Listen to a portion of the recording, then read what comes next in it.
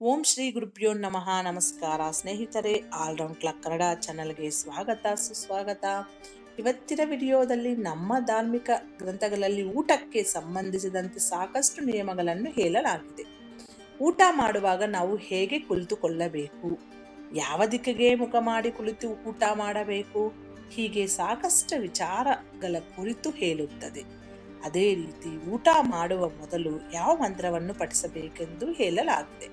ಊಟ ಮಾಡುವ ಮುನ್ನ ನಾವು ಯಾವ ಮಂತ್ರ ಪಠಿಸಬೇಕು, ಊಟಕ್ಕೂ ಮುನ್ನ ಮಂತ್ರವನ್ನು ಯಾಕೆ ಪಠಿಸಬೇಕು ಅಂತ ಈ ವಿಡಿಯೋದಲ್ಲಿ ನೋಡೋಣ ಬನ್ನಿ. ಹೊಸದಾಗಿ ನಮ್ಮ ಚಾನಲ್ ನೋಡ್ತಾ ಇದ್ರೆ ಖಂಡಿತ ಸಬ್ಸ್ಕ್ರೈಬ್ ಮಾಡ್ಕೊಳ್ಳಿ. ಹಾಗೆ ವಿಡಿಯೋ ಇಷ್ಟ ಆದರೆ ಲೈಕ್ ಮಾಡಿ, ಶೇರ್ ಮಾಡಿ.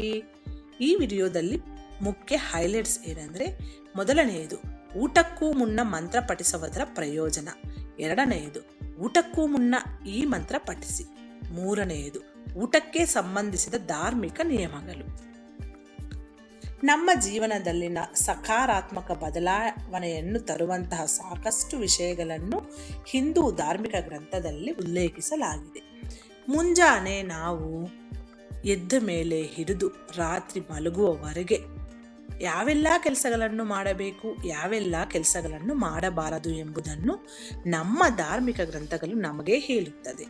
ಅದೇ ರೀತಿ ಊಟಕ್ಕೆ ಸಂಬಂಧಿಸಿದ ನಿಯಮಗಳನ್ನು ಕೂಡ ಧಾರ್ಮಿಕ ಗ್ರಂಥಗಳಲ್ಲಿ ಹೇಳಲಾಗಿದೆ. ಈ ನಿಯಮಗಳನ್ನು ನಾವು ಅನುಸರಿಸುವುದರಿಂದ ದೇಹವು ಶಕ್ತಿಯನ್ನು ಪಡೆದುಕೊಳ್ಳುತ್ತದೆ. ಈ ನಿಯಮಗಳಲ್ಲಿ ಊಟಕ್ಕೆ ಮುಂಚೆ ಕೈ ತೊಳೆಯುವುದು, ನೆಲದ ಮೇಲೆ ಕುರಿತು ಊಟ ಮಾಡುವುದು ಮತ್ತು ಮಂತ್ರಗಳನ್ನು ಪಠಿಸುವುದು ಇದೆ. ಊಟ ಮಾಡುವಾಗ ನಾವು ಯಾವ ಮಂತ್ರಗಳನ್ನು ಪಠಿಸಬೇಕು ಎಂಬುದನ್ನು ಇಲ್ಲಿ ತಿಳಿಯೋಣ ಬನ್ನಿ. ಮೊದಲನೆಯದು, ಊಟ ಮಾಡುವಾಗ ಈ ಮಂತ್ರವನ್ನು ಪಠಿಸಿ. ಓಂ ಸಹನಾವವತು ಸಹನೌ ಭುನಕ್ತು ಸಹವೀರ್ಯಂ ಕರವಾವಹೈ ತೇಜಸ್ವಿನಾವಧೀತಮಸ್ತು ಮಾ ವಿದ್ವಿಷಾವಹೈ. ಈ ಮಂತ್ರ ನಾನು ಡಿಸ್ಕ್ರಿಪ್ಷನಲ್ಲಿ ಕೊಡ್ತೀನಿ, ನೀವು ನೋಡಿಕೊಂಡು ಓದ್ಕೋಬೋದು.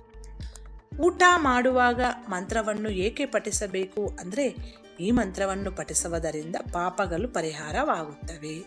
ನೀವು ಊಟವನ್ನು ಸೇವಿಸುವ ಮೊದಲು ಮಂತ್ರವನ್ನು ಪಠಿಸಿದಾಗ ಅದು ನಿಮ್ಮನ್ನು ಅನೇಕ ರೀತಿಯ ಪಾಪಗಳಿಂದ ಮುಕ್ತರನ್ನಾಗಿ ಮಾಡುತ್ತದೆ. ಈ ಮಂತ್ರದ ಮೂಲಕ ನಾವು ನಮಗೆ ಆಹಾರವನ್ನು ನೀಡಿದ ದೇವರಿಗೆ ಕೃತಜ್ಞತೆಯನ್ನು ಸಲ್ಲಿಸುತ್ತೇವೆ. ಹಾಗೂ ಊಟದ ಸಮಯದಲ್ಲಿ ತಿಳಿದು ಅಥವಾ ತಿಳಿಯದೆಯೋ ಮಾಡಿದ ತಪ್ಪುಗಳಿಗೂ ಕ್ಷಮೆಯನ್ನು ಈ ಮಂತ್ರದ ಮೂಲಕ ಕೇಳುತ್ತೇವೆ. ಈ ಸಮಯದಲ್ಲಿ ನೀವು ಆಹಾರ ತಯಾರಿಸುವಾಗ ಆಗಿರಬಹುದು ಅಥವಾ ಸೇವಿಸುವಾಗ ಆಗಿರಬಹುದು ಮಾಡಿದಂತಹ ಪಾಪಗಳು ಶಮನವಾಗುತ್ತದೆ.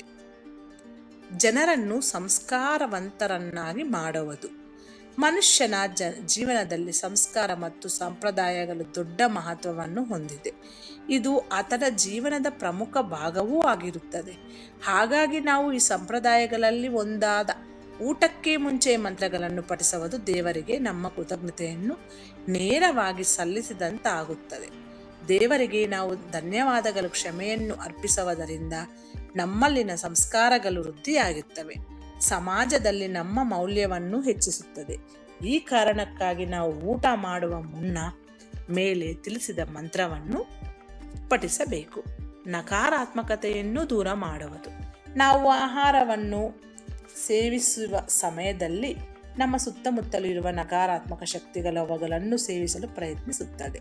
ಹಾಗಾಗಿ ನಾವು ಆಹಾರವನ್ನು ಸೇವಿಸುವ ಮೊದಲು ಮಂತ್ರವನ್ನು ಪಠಿಸಬೇಕು.